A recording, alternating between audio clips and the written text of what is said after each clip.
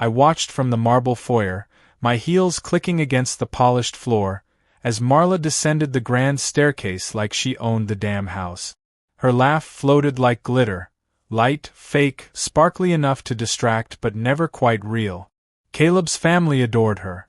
I couldn't understand why. Evelyn, my mother-in-law, air-kissed Marla's cheek, her diamond earrings catching the chandelier's glow. "Darling, come outside. We've got a surprise for you." I followed, hesitant, unseen like furniture nobody dusts anymore. Through the glass doors, on the wraparound patio, sat a silver Mercedes wrapped in a red satin bow. Everyone gasped, everyone but me. My mouth stayed closed, lips pressed so tight I tasted blood. "It's for you, Marla," Adrian said, puffed up in his salmon-pink blazer. "From all of us. For being the best wife a man could ask for." My stomach sank. My chest tightened. Evelyn added, "A small thank you for all your sacrifices." "Sacrifices?" Marla placed a perfectly manicured hand over her heart. "Oh my God. You shouldn't have. I mean, it's too much." Everyone laughed. Cameras flashed. Champagne bottles popped. I stood in the background, a wife of 6 years who'd gotten a dusty mixer for her birthday and a forced dinner with Caleb's accountant parents for their anniversary. Later, after the crowd dispersed and cake was smeared across plates, I cornered Caleb in the upstairs den. "You knew about the car?" My voice was quiet, sharp. He glanced at his Rolex. "Babe, it's not that serious." "Not that serious? Your brother's wife gets a brand new car for being supportive, and I get silence? Disrespect." "She went through a lot with Adrian's accident." "He twisted his ankle playing golf," I snapped. He sighed, pacing. "This is exactly why Mom didn't want to make a big deal. You always turn things into a competition." "A competition?" I laughed, one of those dry, bitter ones you hear in movies before everything explodes. "You know what? Forget it." Caleb walked past me, paused by the door, then added, "You're overreacting." He didn't even look back. That night, I showered with the door locked. Not because I needed privacy. Caleb wouldn't have noticed if I was gone, but because I needed to breathe without his name clinging to my skin. I remembered something from earlier that day. Lucas. He wasn't family. He wasn't rich. He was a barista. But he noticed me. "Hazelnut latte, almond milk, right?" he'd said with a grin, handing me my order. "That's creepy. Do you memorize everyone's drink?" "Only yours," he said. "You seem like the kind who likes her mornings a little sweeter." His voice was warm, velvety. The opposite of Caleb's cold, accountant drawl. I didn't mean to smile, but I did. And he noticed that, too. I'd return the next day. And the one after. Until it became part of my routine. Wake up, lie to my husband, seek comfort in a stranger's small talk. The next week, Lucas caught me staring at a scratch on my car in the parking garage. "Want help?" he asked, leaning over, the faint scent of coffee and cologne clinging to him. "It's fine." "You say that a lot," he said, wiping the smudge with his shirt. "But you never look like you mean it." I blinked. "You watch me." "No," he said, smirking. "I see you." And somehow that felt worse. Worse because it was true. Worse because Caleb hadn't seen me in over a year. Not really. Not when I cut my hair. Not when I cried watching sad movies alone. Not when I worked double shifts to help cover his startup's collapse. But Lucas? He remembered my drink, my car, my moods. That Friday, Lucas asked me to join him for lunch. Not coffee. Not swing by if you're around. Lunch. I told Caleb I had a client meeting. Lucas took me to a tiny Italian bistro tucked between two bookstores, the kind of place that didn't have a website and didn't care. We sat near the window. He asked questions Caleb never bothered with. "What did you dream about last night? Where would you live if you could vanish tomorrow? Why do you seem sad even when you smile?" My heart stammered, unused to someone prying gently rather than digging with force. I told him things I hadn't said out loud in years. That I hated Caleb's wine snob family.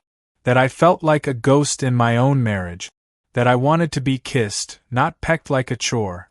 He didn't interrupt. He just watched. Listened. God, it was terrifying how good that felt. Back at the garage, we lingered by my car.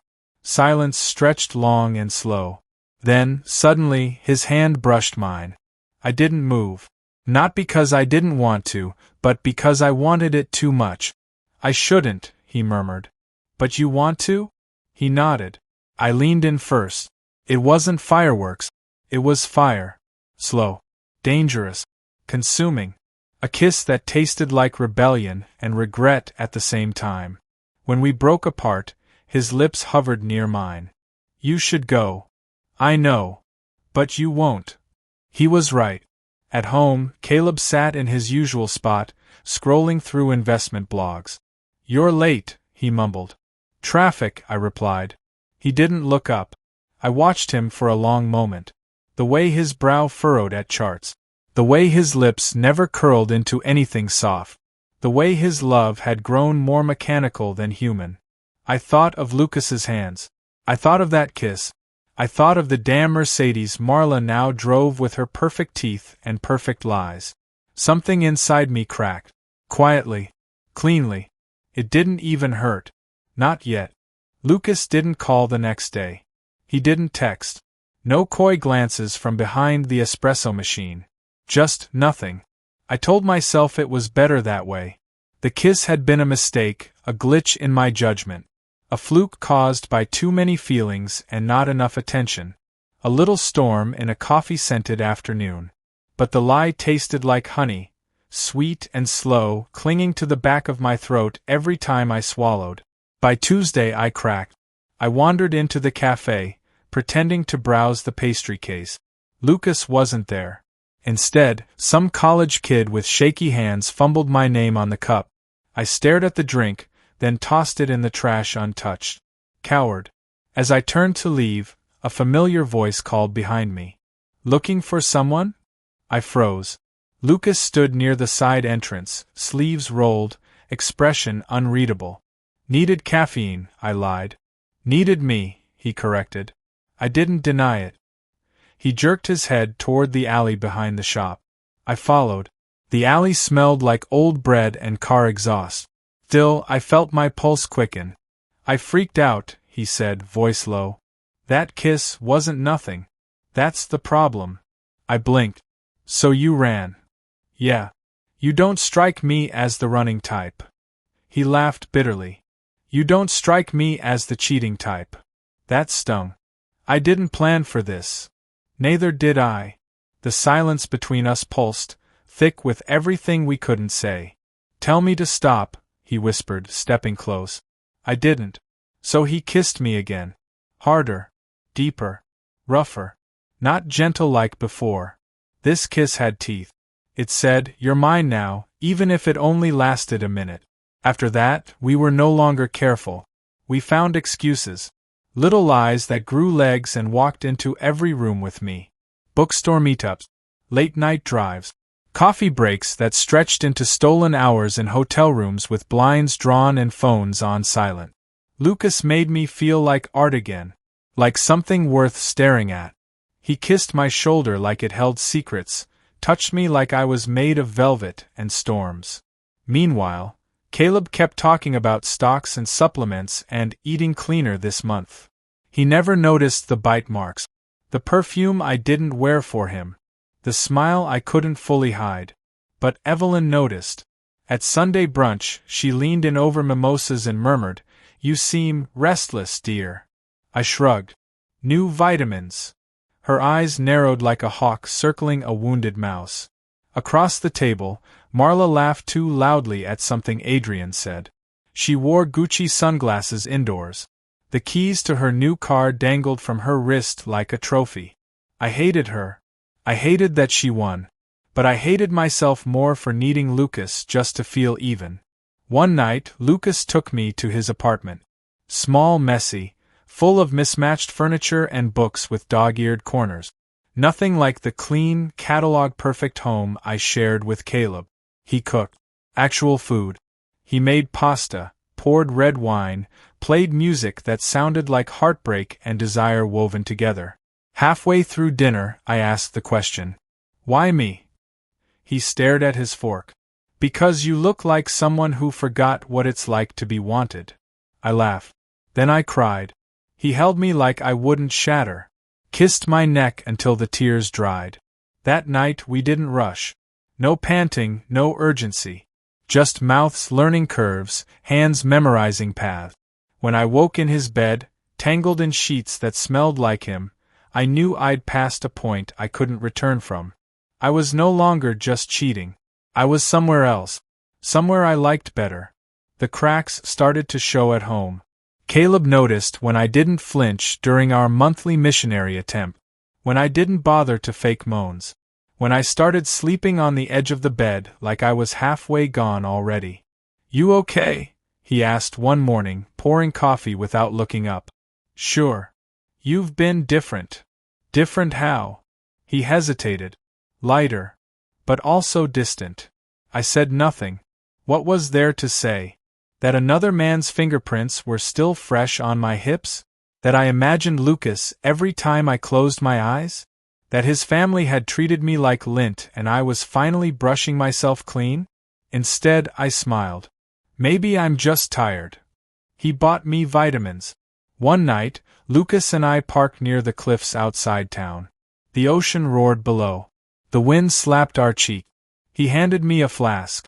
I took a sip, whiskey hot and angry. "Ever think about leaving him?" he asked. "Every day." "Why haven't you?" I stared at the waves. "Because it's not that simple." He laughed. "It's exactly that simple. Leave. You think real life is just doorways? One foot out, next step free." He shrugged. "It was for me. You called off your wedding." "Yeah." I looked at him. Really looked. This man who kissed like sin and made me feel like spring after 20 winters. This man who wasn't safe, but alive. "Are we stupid?" I asked. "Completely," he said, pulling me in. We kissed again. This time I didn't feel guilty. I felt real. At home, Caleb told me he was planning a family trip. "Mom wants to go to Aspen. All of us. Marla and Adrian, too." I nearly choked on my tea.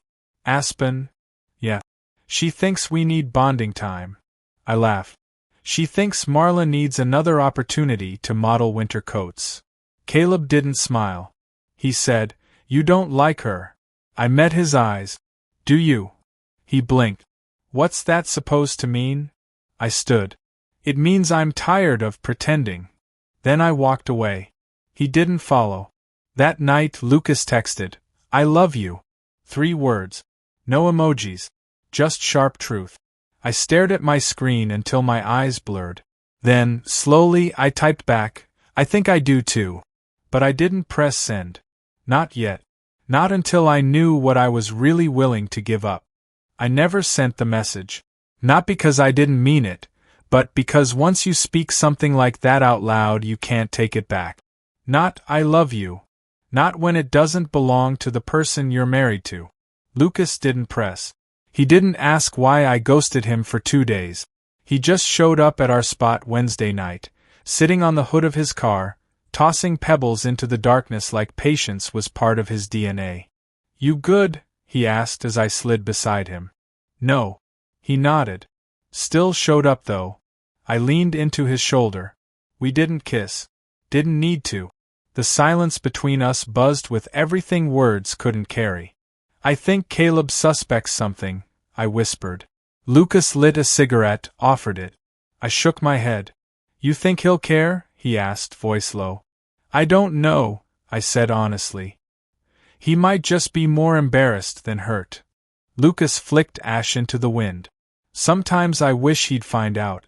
Just to get it over with." I flinched. "Don't say that."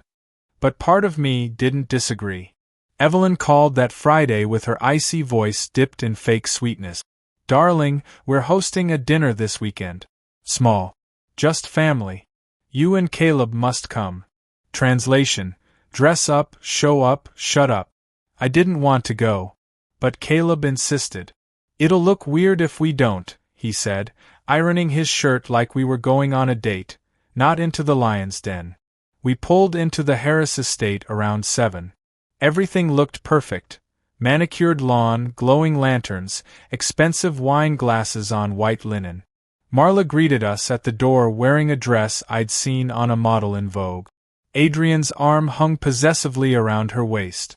"Love your blouse," Marla said. "So retro." It wasn't a compliment. Dinner was long. Painfully long. Course after course of underseasoned elegance served with forced smiles and sharp glances. I barely touched the duck confit. Caleb, as usual, devoured his plate like he was afraid Evelyn would scold him if he didn't clear it. Halfway through dessert, Evelyn raised a glass. "I'd like to make a toast," she announced, silver bangles chiming against crystal. "To family. And to Marla, who, despite challenges, remains graceful, patient, and truly irreplaceable." I choked on my wine. No one noticed. Except Caleb. His eyes flicked toward me. And stayed. Later, after the toast and the polite laughter, Caleb pulled me aside in the hallway. "You've got to stop glaring at her. She's smug. She's adored. She's a fraud. She's your sister-in-law." I crossed my arms. "And Lucas is just my barista." His face froze. "Just like that. Come again." My mouth went dry. I hadn't planned to say it. But something in me wanted it out. I said. I whispered, "Lucas is just my barista." "You mean, what exactly?" I didn't answer. He stepped back. His hands balled into fists, then relaxed, then clenched again. "You've been seeing someone?" he asked, voice deceptively calm. I nodded. A pause. Then, "How long? Does it matter?" "I guess it doesn't," he said. "Because now I know why you've been acting like you're above all of this." He gestured to the hallway. "The chandelier. The everything." "Don't twist this," I said. "You think you're better than us now? Because you've got your little rebel romance with a guy who probably can't even afford to tip himself. You think you're the victim?" "I think I'm your husband," he snapped. "Then act like it." We stared at each other, strangers in tailored clothes. Then he walked away. I left early. Took the car, drove fast, didn't care. Lucas's apartment smelled like bergamot and rain when I barged in. He blinked, surprised. "Didn't think I'd see you tonight." I told him. Lucas sat up. "Told him what?" "Everything." He was quiet for a moment. "And I left." He exhaled slowly. "So, is this it?" I didn't answer right away. He stood, walked over, lifted my chin with one hand. "Tell me. Right now. No lies. Do you want this?" "Yes," I said. "God, yes." He kissed me like it was the last time. Maybe because it might have been. The next morning, Evelyn called. I didn't answer. Caleb texted. "We need to talk." I ignored it. Instead, I wandered Lucas's apartment, barefoot, hair messy, robe slipping off one shoulder. We ate leftover curry and drank wine at 10 a.m. He played old vinyl records. I danced in the kitchen. He took pictures. I looked happy in them. Not fake. Not performative. Just real. That night, I slept without guilt. Sunday morning, I went home to get my things. Caleb was in the living room. "You're really doing this?" he asked. I nodded. He didn't argue. He just said, "They'll never forgive you." "Good. Marla's pregnant." I froze. He watched me closely. "Still want out?" "Yes." "Then go." So I did. In the car, I didn't cry. I didn't look back at the house that never felt like mine. I didn't think about Evelyn's fake smiles, or Marla's perfect belly, or Adrian's smug smirk. I didn't think about the wedding pictures on the wall, or the vows I never stopped trying to live up to. I only thought of Lucas. And what came next? I moved in with Lucas the following week. No boxes, no ceremony. Just a backpack stuffed with what mattered, which wasn't much. A few clothes. One photo of me as a child on a swing. My mother's old locket. The rest could rot with the Harris name. Lucas gave me space, and that's how I knew he loved me. He didn't ask for anything more than my presence. Not explanations, not timelines, not apologies. He just existed beside me. For a while it worked. We drank cheap coffee in bed, made love on the floor when it was too hot to sleep, shared toothbrushes and playlists in silence without pressure. He told me about his ex-fiancée who left him for a corporate attorney. I told him about the first time Caleb forgot my birthday. He said, "That's worse." I said, "It is. But love, I've learned, isn't always enough. Sometimes it's fire with no place to burn." 3 months passed before I saw Caleb again. He asked to meet at a public park, neutral ground. I wore sunglasses and a dress Lucas liked. Something about the color made my skin glow. Caleb arrived 10 minutes late, of course. Still in dress shoes, even on grass. "You look different," he said. "I am." He handed me an envelope. "Legal documents. I'm not fighting you on the divorce," he said. "But there's one thing you need to know." I raised a brow. "Go on." "Lucas came to see me." My stomach twisted. "What?" "He wanted to tell me he was serious about you. That he wasn't a fling." I blinked. "He what?" "Don't be mad," Caleb said. He seemed sincere. Nervous, but sincere. I didn't know whether to scream or laugh. Of course he did. "He's like that." "He said you deserved more." "I do." Caleb nodded. "He's not wrong." Then he added, "I just never expected you to be the one who left." That made me pause. "Neither did I," I said. We didn't hug goodbye. Just nodded and walked in opposite directions like characters at the end of a film. That night, Lucas asked, "Did it go okay?" I sat on our second-hand couch and studied him. The curve of his jaw. The scuffed ring on his middle finger. The soft ache in his voice when he cared too much. "You talked to him?" He didn't flinch. "Yeah." "Why?" "I wanted him to know you weren't a phase. I didn't need you to validate us." "I know. But I needed to." I chewed the inside of my cheek. "You can't fix everything." "I wasn't trying to. But you're always saving me." His eyes softened. "No, I'm not. I just wanted you to feel chosen." "I do," I whispered. "That's what scares me." The cracks started small. Little arguments over laundry. Dishes. How long I stayed silent when I was overwhelmed. How often he retreated when he felt insecure. We were passionate, yes. But passion without peace becomes war. One night, after a fight about nothing, Lucas slammed the door so hard a picture frame fell. I sat on the kitchen floor, barefoot, tears sliding down my cheek without force. I had left a loveless marriage, and landed in something that felt alive, but also unstable. I didn't want to go back. But I didn't know how to go forward either. Then came the message. From Marla. Out of nowhere. A simple, cold text. "Thought you should know. Evelyn saw you two at the farmer's market. The whole family knows. They're talking. Loudly. Publicly." I stared at the screen for 5 minutes. "Is everything okay?" Lucas asked from the other room. "No," I said. "Not really." I didn't elaborate. He didn't ask again. Evelyn called 3 days later. No hello. Just, "You embarrassed all of us."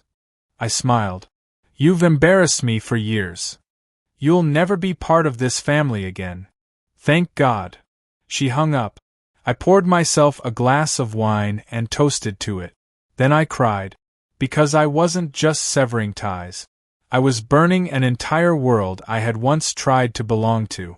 Lucas came home with takeout and flowers. I told him everything. "I feel like I detonated a bomb," I said. "And now I'm standing in the wreckage with no map." He sat beside me. "That's the thing about freedom. It's messy." I looked at him. Really looked. "Are you happy?" I asked. He didn't answer right away. "I love you," he said. "That's not what I asked." He sighed. "I'm trying to be." So was I. But sometimes love isn't a cure. It's a flashlight. And sometimes that flashlight points you to places you didn't expect to go. The final straw came quietly. Lucas got a call. Job offer. Out of state. Good money. Creative freedom.